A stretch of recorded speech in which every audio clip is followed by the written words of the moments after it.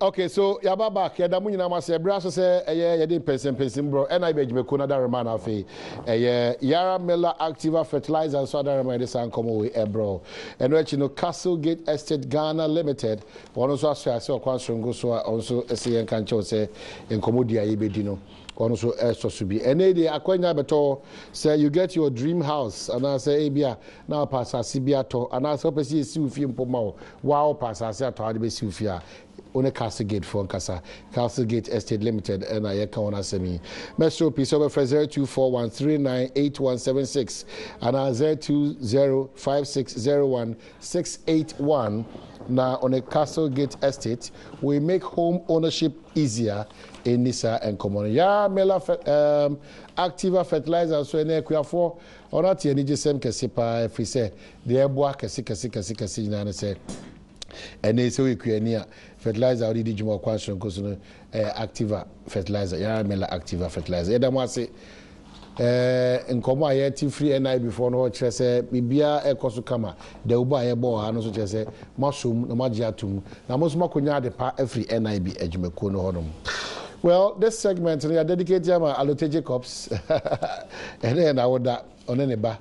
Indeed, the Alote family, Alote Jacobs family. Happy birthday. How I wish I am able to sing the birthday song for you. So Chairman Alote Jacobs, one oba now surprisingly a jack ne oba no oda ene. So the Alote Jacobs family, happy birthday. And happy Chief Executive Johnny's Food and Meat Complex, Jefanko say or the Obibia say on the Oninianum, a man and man in us, some of the Adofo in us is original, or my town, mature council goes to Brown, Copper, or Mamma Crabia, or Bapa Susanna, Inuya, Copper and Crabia, or Boaqua, Kumasi, Nano Memende, on the Adofo in Asi, Pa, Syndicate Jania, Asida, and once I don't know. Ball juggler, offensive midfielder, they will see crossing the ball, the crown. No crossing the passes, no or bobo, no because we if no diet affairs. We say ampa the MPP is in control. As to whether the MPP is in control or not, you better say for the constituency. Now for Yaba region, now for Yaba national. Near her ampa omujina omonaso pampiana. How I'm a question. Much I put to say. Yeah, Papa. You are that romantic. Medical catcher will say wisdom pot. Ni na ntimi swanable crap to do na eti obasa na o dey titi nsem bi oh ti na me busa na sem so dey ahwe bi ordinary sem e free ba na o ba bia oh my hey consistency kama oh my consistency kama bibia nam ne kwa yes apa kwan ye contractor gina so sem no ka say okay be grow to sim contractor no o otitemu akosi hiam nchen junction okay na wakote mako finding no okay as isi ano na wotwi mu an o de ko share sala o se no odi sala nti okay nti first o si nsu no te o se sala nsu ye diewi nti na wotwi o se okọ na o di kota no ko gugu sport na ase ni nyina akosi begro ansa na aban nam so a ye di koko roots no se de ye ho koko wo ho nti eye osim to be grow the cocoa roots e ka ho nti anye bi afie de menye so se be ba so ba fi afida se e ko no aban be ye kwan no foforo man atene caps ni nyina amana dem nti eno nso ye ne je ho e na hospital ho no ba bia ne nsuo no tane ne se da me ba me ka cho se nsuo no disi adaroma wakofa bulldozer atwa ase woni nyina ko nso ba kokra nta ho bi nso na tata kwa na chere ni mo na contractor no SIF contractor na edi sa adwuma na chere nsa em say ono so promise say July oba site na obegu kwan no so edi akọ na contractor edi amoma no wo nkura na si nyina dominance ahoma maternity ene dede so schools ni nyina obana wabeyi ni nyina na yenso ye ho atoye na ye chefa no so igusu a ye den okay yensa makalaji battery nchebia eastern region I am specific eastern region titru fantia kwa north and I say eastern region in komo ayeji no The next 5 minutes, join us 0302 211-701 up to 4. Yes, specifically about the Eastern region and development challenges. And yeka, and non kwa odi bibia baby which you Eastern region. And now for Eastern region, and now in Eastern region here, or how ni bino.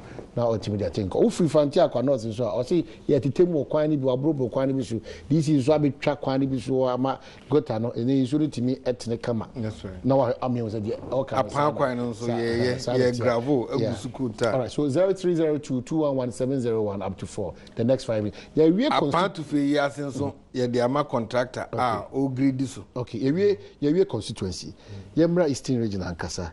Mon hihye mu no ohwa bosumi nsuin nyoma edi kakra se ampa Eastern region da makoma so se mbama mo how eye nsuo eye akwan eye nkanea eye sukuu dan enho asem motutuni ye aban hihye se obatutu Eastern region hihye yi ba yentumi nyi Eastern region kwa mfimfiri omanga na nyina mu ade a aban yi wo ani so ade hu se obesiesie Ghana abom ye nche bi enye bi ye ma aha ensono ha nia baby wo mo a ye wo mu die yi no nso obi wo kwan woni krum ya kasukota o ka se bai sa kwan na be san ko kasukota da bi ye ndie no a ye kasukota na ye be ye nti se bia obi hu se ye nyina ha ye ne frimpon se achimma so sa ne achim frimpon so ka se fri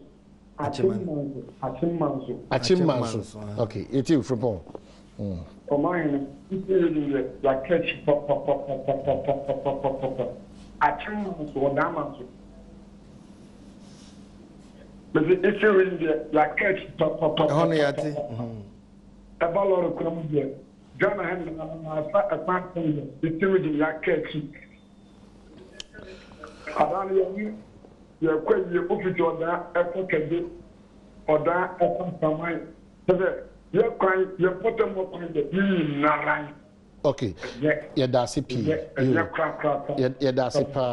Well, I think no nana make say, baby, a man no chairman or coy no ye, ya bay, yensi yanko kwan no, baby, or one or baby or one yen, yensi a bed dying, Eddie Abede, Eddie Abeshoku, Chimoda, Poku Machi and Apom to say, yeah, Papa, Mitio Poku.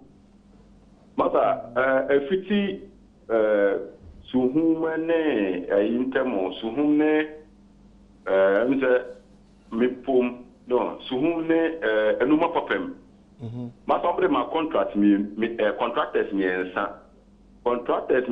omre ma no efiti suhumu ba waye abedu baabi na efiti atama kesia bedu enuma papem no onso aye na masa mfinfinu honom no obi kura duadua body wum kwan na saya mu bi duadua body wo finfi masa enye by the nsuo ka say to so ba mienu sa ka jumi fa ho okay yeah that's it if you say send your honom aye na enye okay yeah that's it yanko gina ayensu anu na ayensu okay Joshua my ntie won so de hello man yeah Joshua good morning hello man okay mesro say mentie ho o de kawasema wo kan na yen koso yeah man good morning yeah me ba se mo ka yesu ewo kabako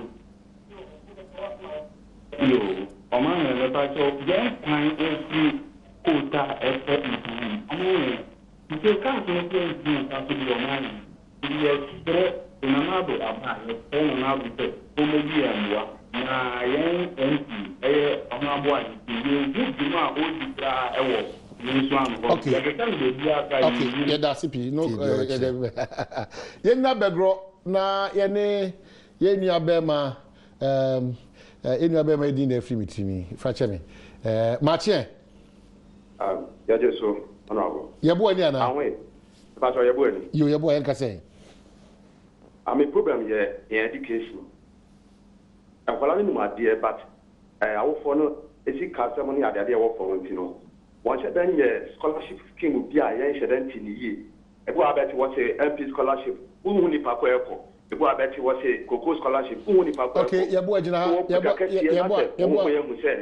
AD kind from Adia, woman scholarship, woman aggregate from Adia 6 to number the say no you don't have scholarship move from within bra I'm for okay yeah da yebo ase yebo Belgrade force and your constituency yes what is she be say to oba enye open sa open e de kire say be bia ye be ko bia na ye bo hu da ru say ba so mbo dwata na awofo no nyina mi hia oh ya ka me kai bibia me ye NHIS ma nipa 1000 wo be gron kwa no ye de tudwa nso say ye tua school fees obi ani nkura na sen so dabi ye bo dwa na ye mo man pipi we bo mo man no that is the point nkura na sen nyina nso ye kwa o say ekura bia obi ko SS wo ho no enye dan ya metua bi okay nye full scholarship say wo be hwa dabi ye so o masen kakra enkakra na je ma do ansansen so wo scholarship scheme omo de ma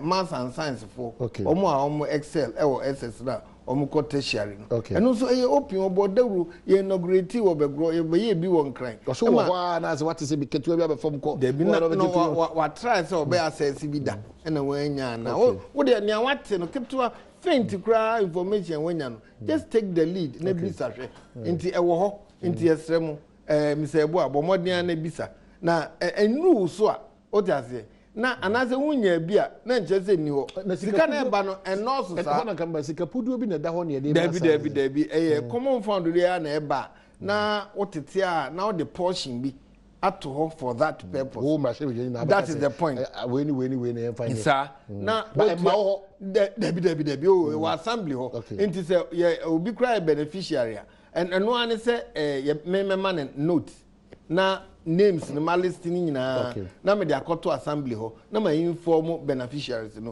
that beneficiaries na be ko assembly ho na o mo call SS ni atron check ama o in the name of their schools and cry am say o mo personalize no in the name of the school we could na just say who prove authentically say wakotua o parents aba o ma kotua na receipt ni na bi okobo obesia na o matron check in the name of the student. Okay. And the Eastern region common business by national issues. But I quite said here, and I sample it here. Say Eastern region, how can see a pair damo super your marquine? Is that the case? Oh, any the case. MC last week, Ashanti regional minister Kra can say. So we a mupa the choir said we Eastern region and yanka Ashanti region in this on one account in an open forum will be at your television.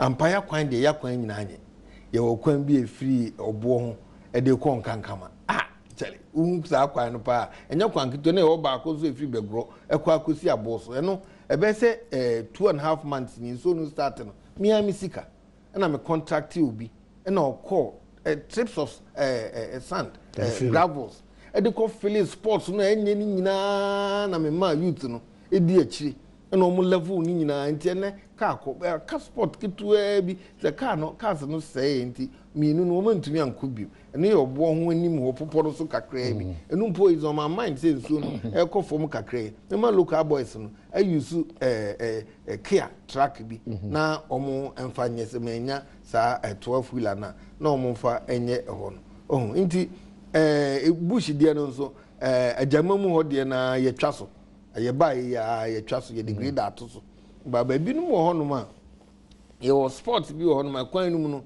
ye wo rocks bedu baby na rocks wo nti omo fele ana enso no to ana san yi na firi ho nti mi call highways for no say omo de details of those areas na aba head office omo basically approve say such rocky areas no omo pe say aban beti ase say obe concrete rocks ni nyina ne tops no so that is the gravel na ya concrete on say dey between last long na nkrasi for so etimi access regional capital and the rest of Ghana. I see. Intimi ye hu adwuma. So what has changed under this new regime or Eastern region?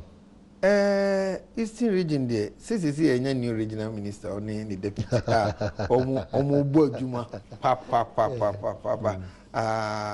ye organize mass logo ba afi one district one factory and also yakohu meeting say they are all in the pipeline processes and say almost quick processes say by the end of August next na aba na afi during campaign mukasa dodo ananti amanu ma yere kakra no yan kasa dodo ba on ba bi o man say kodu ye no baby o man say could do in fact say people ama anka Ghana your problem pa o man me na da because so wo hwe debt servicing any interest rate that we were paying on our debt accumulated debt omo be creating within a matter of 6 years penal any adwuma as loans ni ye yen shada enhu say e pay back na igusu tua ehun karo enye asem kito and we were paying about we were paying close to about 1.1 billion Ghana cedis a month on servicing loans so what I say and no ena ema yen minister of finance obo modern say sa na tie dia ye tuatua ni say na ho chepa o pa o enti na okoje sa 2.2 billion eno no ode choke sa loans na enti na je say yen service no frequently the yen gigi ya na ye de ko gigi ya na ko da bi ye ba ye tuatua contractors na kan ye tuatua we are contractors o mo tua bi contractors oh yeah o mo tua bi ni nyina o mo tua ni nyina o mo tua contractor bi o ho no ma on frɛ say bi no onye sika ni bia say obetumi akɔ contractors akɔbisa yetua bi ama contractors okay nti ɛka bebre wɔ hɔnom a yeguso a yetua nti we are now putting ourselves together nti Ghana fo nya abotre kakraman na aban ba nese aban be di ade nese 6 months a menyi ni sɛ yakɔ yɛ ni bebre a ebe sɛ amanfo agitate sɛ ɔman no yehu ya anka yehu dabi obi ankasa ebe ko yie pa ma Ghana ni bia hu sɛ ko yi obi si agrobe da ifra agrobe so ifra no pa na stay hu so wo hwɛ policies a edi egu form rigidity na ewo economy num a ban yi bae ohun wa be year marked funds no wa be free no ama funds eba central government ho ma o dia start projects no enu nko a eye e feda in the cap okay alaja kwaba yeah me you come on good but the end bit of our conversation it also describe we say we have spoken about the constituency in the eastern region and now the national aspect of it nipa binimu challenges kakran say ye hu hwe e wa ban we mu but all my that assurance baby na proye no abedu no there it is not going to in fact the word is that say NPP ama difficulty so question therefore do you see that change and do you feel that change are you hopeful of that change last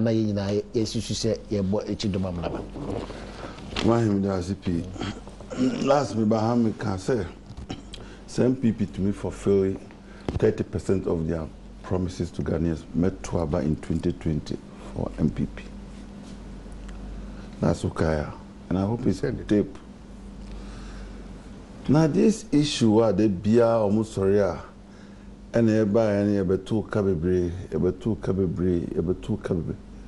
Abang apart from Kwame Nkrumah, Sajifoni CPP government, and ebe two score Ghana.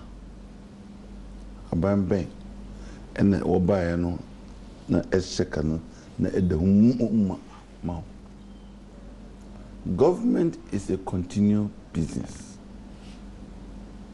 And what is almost this year, Omunye Road, kilometer bakra, they have not awarded and they will not award 1 kilometer of road. What is that? Umkazana wante. Edo Minaka and Deputy Minister. By a school dime ben or more award contract. Health center and a hospital ben or more award. Secondary school ben or more award contract. Now the past government, LA, the critical part of every nation's development are air infrastructure. Or more use of propaganda. I discredited Ghana for bought into it and almost 2 tier by now. Any nation, so about Tumpoma, infrastructure development is a key. So, to name a year, we have a population of about 27 million Ghanaians. Half of them are adults, or me paying for. Half of them are school near. And you are talking about 13 to 14 million people. Out of this, about 3 million are oldies, they can't work. pensioners and so on. You have a sizable number of your population, over 5-7 million people, adults willing and will be able to work. Government can only employ 600,000 Ghanaians. Government. Out of these 7-8 million, 600 pen the government. And a problem. So it is the private sector that you create the enabling environment for to operate and absorb the teeming unemployed youth. So Mahama Bayero, I said this, he embarked on a revolution of our economy and paid a price for it. But you see, posterity, there be a posterity. Will judge. For the next 4 years, Akufo-Addo and MPP government cannot start any new project because of the way they demonize the past administration. Kaka say, oh, nemu yeba ni HSR. But to say wanye to say the projects were bloated. Mobile 7 months, have you been able to show Ghanaians one project, I just inflated price 7 months into office. Anyebia, Mumbai, have you released any policy IHS? We have revised the government rates for payment to contractors. Have you done that? It is the same old rate now. The NDC Mahama administration was paying road contractors, building contractors, and what have you. That same rate, the health, rich hospital rates, no ADC, rich hospital, that's the rate you are using today. So, what is all this talk about? Papai prepare infrastructure. And I remember 2 things he said in Parliament. Was if I'm going to fix this doomsaw and it will cost me the election, albeit. Okoka said he is going to make sure, say, the iniquity in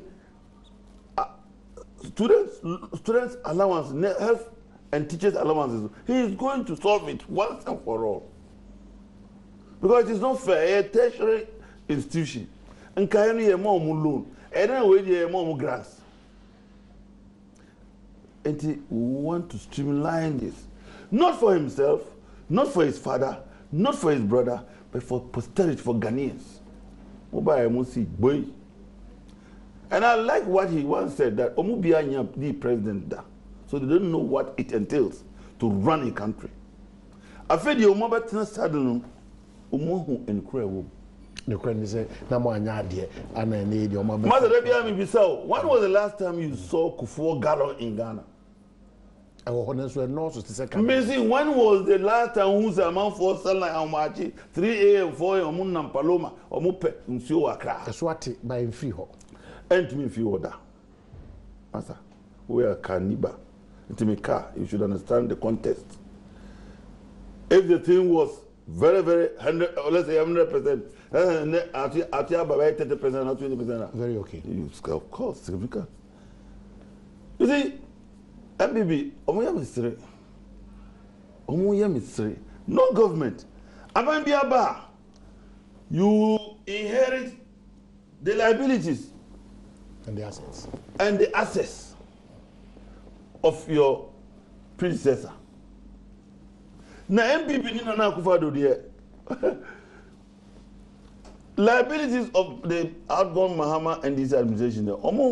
It's not part of them. Alien. Because of that, they can't even inherit the successes. Last week, Kaya, and 2 weeks ago, we catch the war. Up to today, show me one major landmark project and Nana Akufo-Addo acquiring Petty. But some be a catch us. One can Adom say, you know, when you're not planning 7 months taking office, at least show us 6 months. Say 7 months into office. One chair say ampa Kwame Nkrumah interchange me predecessor SCN me kwako whether it is true there was value for money. Wako. But I don't count. I don't count. Me say wako. You don't direct the president to do what he wants. Wako. Maybe so Kumasi market, the biggest market I see. Wako is. The minister has been there. I'm talking about the leader near to Abamano. Near constitution case or no and first among the equals among all. He has his program. What program? That's what I'm talking about. What program? 7 months. Unkohe ejumapa. O predecessor ejamao. He can't do it because Wodruha. He must say something. What is he going to say? The projects he demonized, he destroyed, he attacked, corrupt Mahama, corrupt Edien, corrupt inflated Dien. They can't even visit it. So you see, karma. You see karma. There be an eka, and I buy any movie, and I buy a no, you have a cocoa boss, and the chairman, a dime modem, executive, a member of the cabinet, board chairman, going around presenting himself as if he's the minister in charge of cocoa, throwing around, say you be two problems, challenges, I have two, soon, always challenges.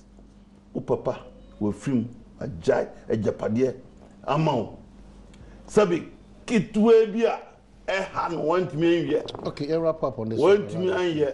Then you are hammering there. Adanka kana okukrisi wono cocoa for na ojama wono you have to continue benefiting that one you don't see it. But ebia kakakra wodi eja friends asiama ebia enna papa so enna this is what they are doing. That's what I'm telling you. Every government they don't know. That's what John Mama told them, say, "Komu bi anya be president. O man bia adiachi futuo no ayeji no. Futuo anase mo for it. Etuo tax etuo ha kugu futuo no. Etuo no aban eji no. Eno sa na obokekam abom. No ya tua nika. Okay. Or the atua ejumafo. And most often aban edik obiaka and answer aban dika. Alaji. Let me land. Don't just cut me. Okay. So it's not like sikani da baby and the faba. And obi abe diskari nyama na asa. My AI to one ayejino. And na yake. You see the irony of the whole thing. Say MPP ni Akufo-Addo free soon. Then say President Kufuor be president biwa. To face this same challenge, and they do 4 years, bra. And they are okay. So 15 billion, 21, 19 billion, almost. And you cannot amagana. But if it's worth it, that's what we're going to discuss. Oh, the mama, they only the onye garani. Only the onye garani. Ni mama and you moja na no. Ni oye no. Bon sama jona no oye. Bon sama jona.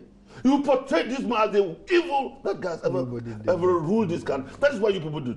That is what you people do, including your flag bearer. And we will hold him to account. We will hold Akufo-Addo's feet. Yes, I'm telling you. Okay. No, what you people did was wrong. So, what person Omuji Tum said, "Omu yani from so na fi ekwe." Mom Yanko. Yenko. Okay. Yenko Mama is now a former president. Wrap up on this one. Akufo-Addo is the man on this side. On rapport. On this one. On rapport. Me rapport. On rapport, me rapport. Mu yansa. On wa start academy.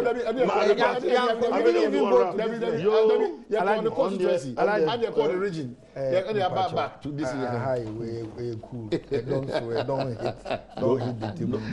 Don't tell me what to do. Don't tell me what to do. Don't tell me what to do. Okay, so Am I fighting? Propaganda, Jao propaganda, propaganda. Me I say Jao propaganda. Minimum. Every asempa. Pyramid have minimum na echo. Enti men yes obia ni me. Say I don't mean it when I know this. So Alaji can okre wo we ye buy inflation ko for me boa. Wo de can okre. Any mistake. Okay, one second. Answer his response. I mean, you people must go and learn and read. Go and read all the international organizations, IMF, World Bank, IU, everything. Go and read their report 2015, 2016, when they predicted that you will win the election. Go and read their report. Almost said Ghana's economy in 2017 would improve. I can't because in Sheshena, previous government, the coming year will come out of the difficult. One of the reasons is Doomsday will not be there. That is what you should know. So it is already anticipated that inflation will come down, interest rates will go down. So this is not something. Problem, Nene say we economists, Nene say, we handle a team like Ghana. Nene say, when ya fundamentals not right. Now, uko hukunu from the middle, you will never settle on a good note. Oh, into your buy, no. First, deficit, no. And then deficit no form. Form. Fine. Form. Inflation, form. You stabilize CD, no. So what I say. Say, enyane etise first libi. Employment, ye dibi egum. Say, so oko agric sectors is here. O my, Kuku for omubu sine. Ene ye ya farm rentier any mabawa a omu ye kuku ho adwuma pollinators a omu pollinate kuku a ye di be improve yield. So what I say. Eno ya fa enipa over 160,000 a omu ye say adwuma. So entino ana fertilizer ya ti fertilizer so e de abafo. Ene boys ni bi kura me fa omu as pollinators wo me ho no. Omo compare omo salary no any cabbage no omo ye no ba no so onabo ye pacho sisi no say the fertilizer number form no cabbage say the e ko ni green pepper no we no pe omo ntumi nye bi no na e fa omo ko hye na ye nkoso nye cabbage ni fertilizer. Such is that once you am creating employment amano ono give away say ye fa obi rather nko hye.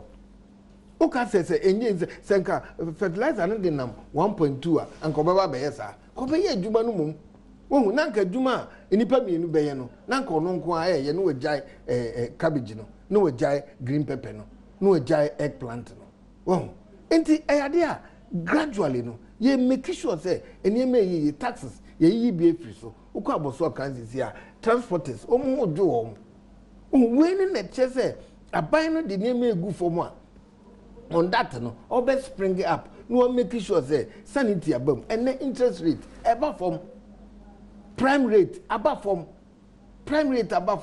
Bank of Ghana this year for so many years ni prime rate above from. But it didn't just take the MPP 6 months to do all these things. No. It took good policies can sometimes come up within a matter of months, right? Yeah, see, we watched from behind. So we knew what was going on. The previous administration member. In this case, I good. I watch it.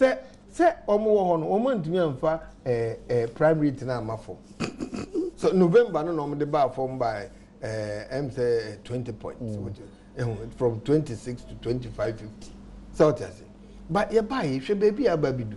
She baby so o investment this year. Baby ababidu 11.5 inu 12 kra so what I say enti ama banks no ye free sika ama banks na ombetumi ade ade omo nko treasury no sa omo nko treasury bills no sa omo wo sika sisi a omo de be ma loans enye government na be create jobs individuals and we are masters of that and we are making sure say individuals be nye sika.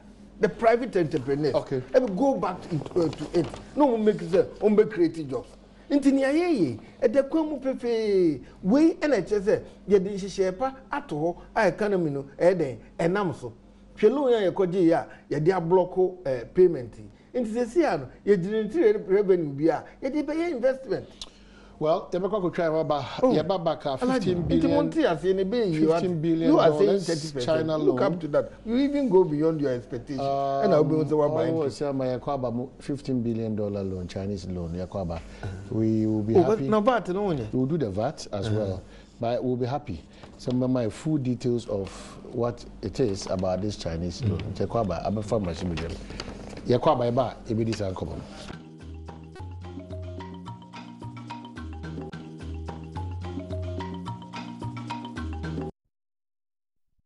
Also, the master some wajibra mo hwe bedwom on Adom TV multi TV so American Auto Parts nso ye da ona say yeka omo na say omo no eboa spill car mo air condition nso aye kama ama bibia sa ama genuine parts kama into American Auto Parts o hwe no cha kwan ye awudomi one ben TV Africa na friend 050 1567628 and I say be up so email you almost and also aa@aapgh.com na only one akasa number CBA is 050 156 7628 so ka bia ho parts papa genuine nochi so person car na condition how bia ba ho person spray o car and our body works and bibia American Auto Parts abesa e amount ana make car also say ene de ko hwe eye NIB Ejime Kona Chira Kwan we say your dream promotion, we pay for your dream promotion Negusua Air Coso or NIB in Kramata Biao Super Cell, yes, part of this project. Myself, our valid national photo ID Ecohonum, 0% interest. 050 145 1050 and 050 1411697. Ekwafonso de ne yaja tum prekopasi de Yara Miller Activa Fertilizer and AD Juma Yedi Ebia. A belated birthday and comma Miss Jane Okan a free a year Samuel Kwadede if I got all multitude was it may God richly bless you and what's another about. Quadison, yeah. Okay, but that's it. Reintroduce 3% VAT flat rate to raise prices, threaten jobs, worried manufacturers. Prices of some goods and services manufactured locally and imported have been increased from July 1 following the introduction of a 3% VAT flat rate scheme from July 1. But the industries, manufacturers, importers have argued that the tax would result in them paying 3% more in every stage of value addition in production and possibly result in them paying a little over 20% at VAT to the state. And this is what is happening. General Secretary of the Food and Beverage Association, Samuel Agri, tells Joy Business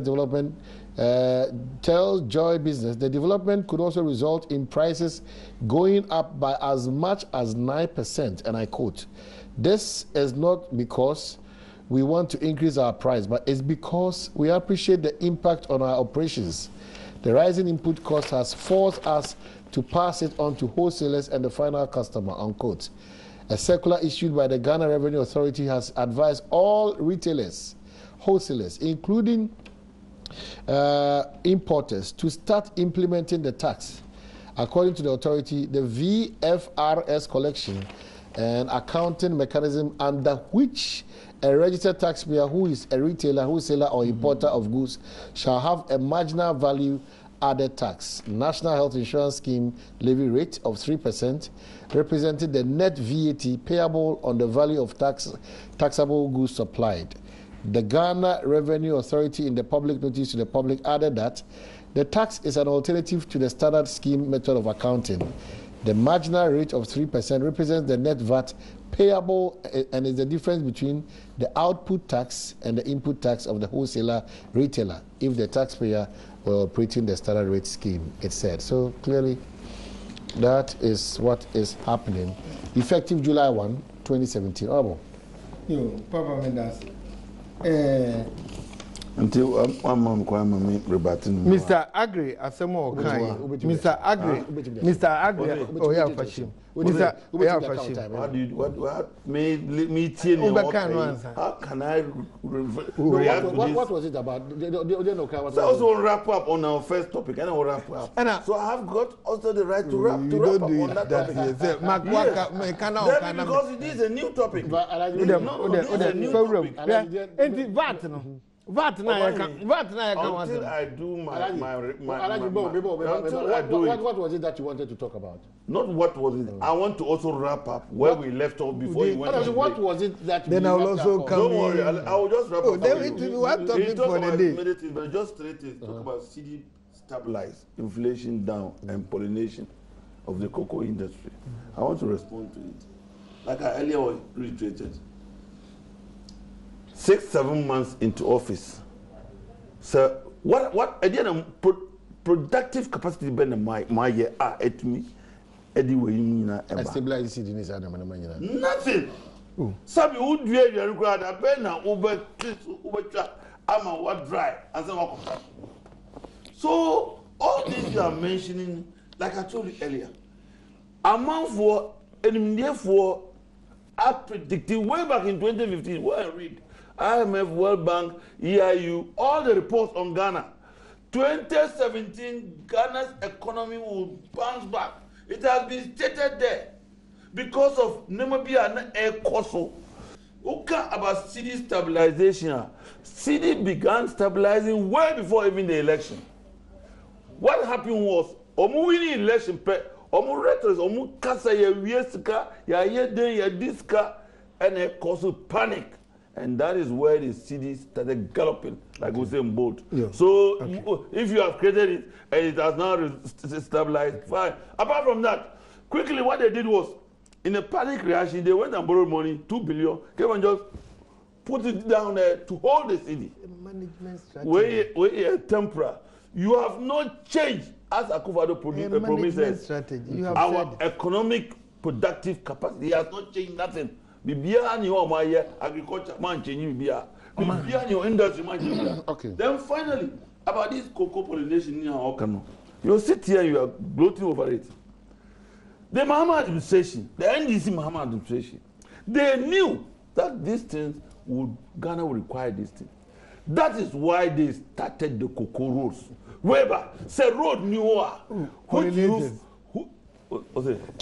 village. That is why they started the cocoa road. Village because the road you are pollinated to me. Road new. You don't carry any cocoa. Okay, Alaji Midasi, who said you have the next 10 minutes. 8:10 over 8:20. Alaji for the last bit. So Tama, if you hold 2012, say NDC buy. Move to NDC 2009 on buy. Say na GDP na a form one and a form one and a buy de bene na GDP cost was on buy a form one consecutively until 2011. Until 2011 and de bene na moye. What were you doing? Oh, good policies there. Improve, enhance economic development, and a bad policies so destroy economic fortunes. Into honor funds, VAT na oman BM taxes ya na banjiji, and or dear day or dear omani. Sika and shed them free baby apart from say a banjiji tax no dear. You buy and there was a promise to say you best stabilize the economy. Into the sanity there, you simplify tax collection. Now you modernizing onto. You buy 70.5%. Any people bring to me to ya. Because supply or government to me say on to me to ya. Into no year what you say, 400. Not just say and Covano. So on to your tax bia. Because 70.5%. Okay, so to ya now consuming is the capital no cry. What the prices no to so. A man say price now too high. Enti ye buy any asi debi ye pese ye expand tax base na enye se nipa kakra bia omu tumi tua no nko a yes we are overburdening them so and only contraction fiscal policy na na ye ka say say aban yan hwe yi e beto da bi no tax kra aban nye bi nye because omo tua na akese no mu say emfaso bi enu so mbetua bi mu na treasury bill no so cost from they will go into buying bonds and treasury bills. It is almost no bonds because on person say we are saying here na worker also ask for more. Na employer also said no, me try this heavy tax. Who's asking for more? Me then eduma no kra me for obi abiem. Ni omu me yi biedi. And you could remember before they came now. Na nipa bebre esake workers because they couldn't pay them because of high taxes. And you see there be any sir, you in the entrepreneurs no employ into your buy taxes no ye be the monstrous one are off. What you say? Into ye taxes ye reduce taxes no sir. E dey be na eba. Any pay benya entrepreneurs benya more money. Omunya more money. No mo dey expanding. Oh yeah, expansion ni nyina no so. Na dwene wo so say okoji loan nso ne board say loan nso eba from. So, into VAT na ye ka no 3% ni say no base na ya invert pyramid no so nti ase na ya kese so ena nyina nipa bebre ni utua omutua nti bedu baabi no na me ni nyina na va 3% no obi etumi etua bi sa na ban peso yenye se de o ka no ni asame ka no same peso o kire se enka 3% no ebe add on the 17.5%. No, it's not like that. We are manufacturer. We are utumi claim o tax no. Ako wholesaler no, ako retailer no. Yes, you have every right to claim your tax. And almost say claim not more than 30 days. I was on Saturday. Enya claim. When we enter yesterday manufacturers. You have 3% now, must say, add on the 17.5%. No. But eventually it has an effect on the end product. That is me. That is the person. No. Till all the say shop will be first. No moon to be crowd. No moon to because 17.5%. Near our threshold, or lose our threshold into untia. What I say? And I say, almost our threshold. They will continue to pay the 17.5%. But middle level no no moon to be crab because no moon do 17.5% threshold no I be 3.5 abandon be 3.5% if you moon to be no say no ya no brother into woman to 3% per ma buy 3% emuana 2.5% no of NHIS and no moon e work. And you say, "Ebi awu 3.5% no. Ni asandi 2.5. No, young friend council. 3% no. Inti ni aba no kra no. We should help this. Say aban no through his initiative no. What ba say no tax base no. Ye broaden no. Uko supply ni man say here. Utua 3%. Utua 17.5%. Enti amasika no eba individuals nsem no the more no more expand your businesses enti ebe dey na obeka say eno nso esambe abama prices akọ high adenti na ye hunsa enti yesre shops na omu ntua 17.5% and now kwa boso kan ya obi etua 3% ni bi first nso na omu ndu threshold nti na omu ntua. And you say add on the 17.5%. Yepa businessmen chow. Idea say a buying business. No, they are your money. Ya keni na chino. Kwesi mensa ya bunsu efia mansa awati hono. Where there that price difference where there the manufacturer will make sure that it ends up with this. There be manufacturers, big manufacturers there. Omu tiakra, omu sanje. Omutia 7.5% kra omu claim bi won because 3.5% no we etua we ne odi command no nso etua we nso etua supply ne mani wia what you say na we nu kotua otumi be claim. Okay, Alaji, onti ase ne say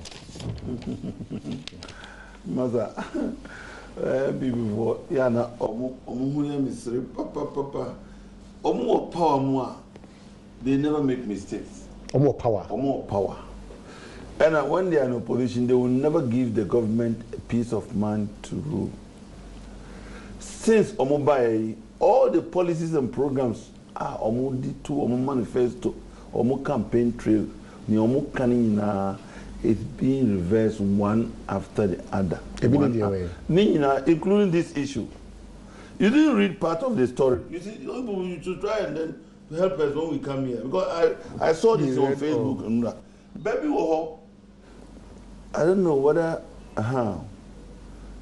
It talked about how did we get here. The same Joy FM. The new Patriotic Party in 2000 introduced a 3% VAT flat rate scheme, which was aimed at improving tax collection among the informal sector. This was because they had difficulty in establishing how much they were making in terms of profit for the government to be able to assess them. So they had to settle on a threshold that if a trader falls within the tax bracket, he particular threshold. However, the MPP administration during last year's campaign promised traders to reintroduce the 3% flat rate scheme and do away with the practice where most of them were now paying 17.5% tax as VAT. Like I said. However, sources close here, and I mean, like I said. However, Joy FM is reporting, sources close to government have told the Joy business it might be difficult to review this tax in its current form. Joy business is also learning that it wants to go ahead with the implementation of the tax in its current form and address the concerns later. The thing, it has been implemented. Everything this government has promised the people it took of Ghana, effect from free education, and then acquire say only first, almost a year buy free education. On by acquire say September, and be sure September no cry say, and also qualified. And you must qualify before you were. And so this was not what they told us. Kaya. Your friends then one district, one constituency, $1 million. It's coming. One constituency $1 million. $1 million. Then they were campaigning. Scary the brain how determine how you want to spend the money. How you become managers. But they are still going by that. What has changed? What has changed is that go and read what they have said to us now. They are only using 30% to give to the constituency. And even that 30%, 70% is going into northern, those zonal authorities now, creating. It's not like 30% is more constituency. The Flagstaff House is going to establish an 11-member committee to manage that money. 11. Why? But there's a committee that is set up. Why? I never make your minister of our Kumsanawa, he outlined it. That's the policy. But we was somewhere in Cape Coast also still insisting that the 1 million is coming to the constituency. No 1 million is going to any constituency. It is going. They say one district, one dam. Almost already season taxes is the same thing. The Kai finance minister also crying for a and then every nekoi duties only to come back and say West Africa at the end doesn't allow and so on. Everything, every promise that this government made, they are now faced with realities on the ground. You have a huge outlay on government's neck as far as energy sector is concerned. I'm talking about VRA, ECG, Gridco, and even private IPPs. You cannot pay. The previous government tried to ring-fence this thing and brought in the petroleum levy to serve as a guarantee. Most ever chum those nuisance levies. How many nuisance levies have you reviewed? Have you changed? How many? Nuisance levies, particularly the energy management way. What may you throw? They have realized that 3% now more can promise no. To me in this one. Okay. Just a minute. You will try home need back na yasa to encounter.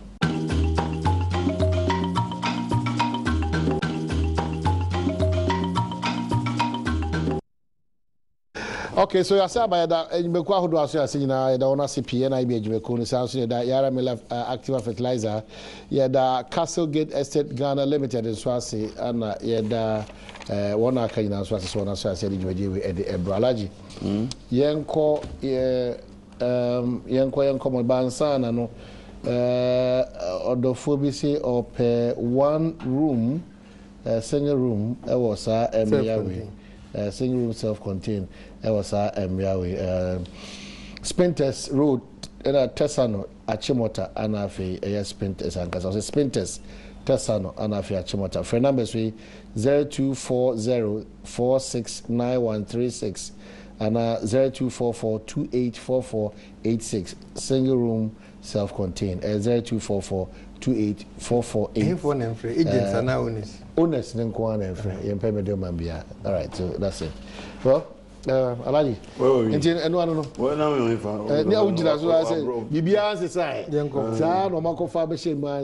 but for the record, Obi sending messages here. Say make us ensure I improve. And now say still their pockets. Was it former President Mahmoud if you not told you? Okay. He has to buy a tanker for them to bring. I buy changes no. Propaganda. Also the two. Paper. Oh, yeah, research. I'm baby. I you maintain it.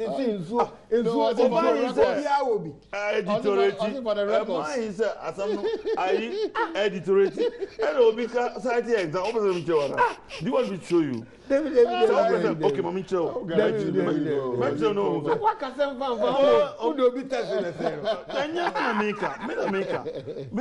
But certain records is no. Let me show you. What is this? What is it? Read this one. Ebiane pump na say. President pump na say. Mun koye man yesrew. Oh my. Engineers the bottom line is that engineers koye man. Yeah. Any in Crawford. And Nam said they weren't in power. Okay. They didn't know the dynamics of ruling a country. Okay. And they are fed your mobile and say, hey, every government whole kabida in champ. To feel it is not easy.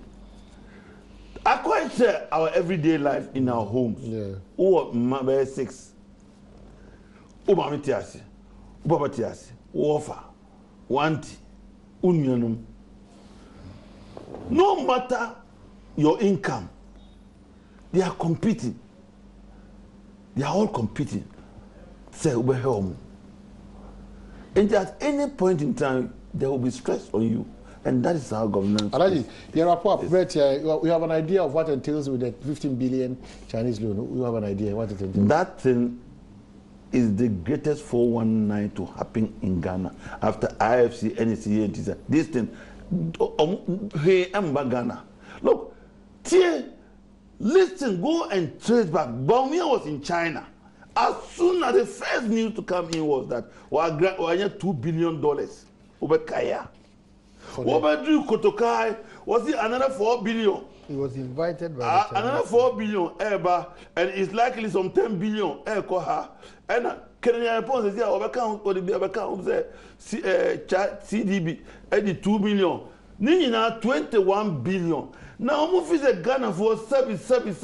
You had been Niwana. A vice president to secure $21 billion.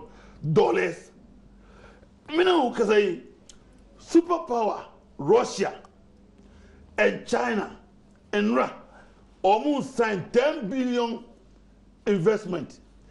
It is both President of China and a President Putin and a share 10 billion. Now, Ghana Magana 21 billion. Now, a low key of the vice president. And you know, credit, a propaganda just to create. But you see, as I before, that's why I love accounts. They use prophets to describe to respond to all issues. Was it say umami kofu anase muka say so so ewu na say wada anade yi umami kofu na say umami ewu na so wada there be enyumre be there ba ku so all the same thing was say umami kofu ma be say when the reality begin to dawn on us, you see, what they are doing because of the heat, the backlash, the failed promises. I'm telling you, Ghanaians are regretting voting for this party. Okay. The highest. And what they want to do, they want to put it out there and say, Munye hope, na 21 billion. 3 billion into this economy. 3 billion to come into this economy. You think it's easy? It's propaganda. Nothing will happen. And we saw it. They don't learn. NDC started for 3 billion in 2010. Up to 2016, only 1 billion came because the Chinese are looking at what will favor them. And last week I said it. The reason why they chose the Atuabo gas plant was that Atuabo gas plant, it can pay itself within 5 years. Apart from that, Chinese contractors and employ Chinese workers. Okay, equipment also China company, China and manufacturer. So they only won. They got job for their people back at home. They create job for their people here. And also, the cost was inflated. So, 21 billion, nothing is coming. I can tell you. We'll come back here. Your manganese, your bauxite, your gold, your diamonds, your cuckoo. So, that's it. We know na ye nema eyeye dia de sha asase ni inside enu no yitumi abafo anhihye yinti yitumi hu say bauxite so much ewo asase ase what you say we nsu say it is sanity say abandia o sika bia wa asase bibia wo mineral bia you only holding it but it's not for you who the amount for concession who say who there mpacho me ba who are only going to collect your royalties and taxes wrap up now it's not for you sani ya adenti na niema we wo fom na nne me ayeti he ohia ekuyen ena yesi yaba ye ne China ban enso onim ni a ye wo ena o se sanity dia musumu nyeska mo de development metumi aboa mo ewo okwan wi so na me nso eniema na wo fom matumu kakra what you say e de atua saakai enkakra we boni be na wo enye direct loan a yakoje a yesi busumi bia ye ntua sei afi bia ye ntua sei there be innovation a ba be boy ankasa until honorable Sama Ghanaians will know the details of these Chinese loans contracts. And honor me ba. We have a difficulty in assessing. Honor me ba. Into details ni de ebeba. Say yenya into na make person minuanom. Omo tu omo bo ase kakra. Na omo twen aban. Na aban de ne hihye ni nyina ba beto Ghana fo nyina ni. Yentumi nye wo su. Ye be bia be ba. Nti ya how pa. Kawadwen so. For lucky V. Omo ni be yi what you know. College lesson. The right person is behind this. The right person is behind this. And the right team has been assembled. Ghana.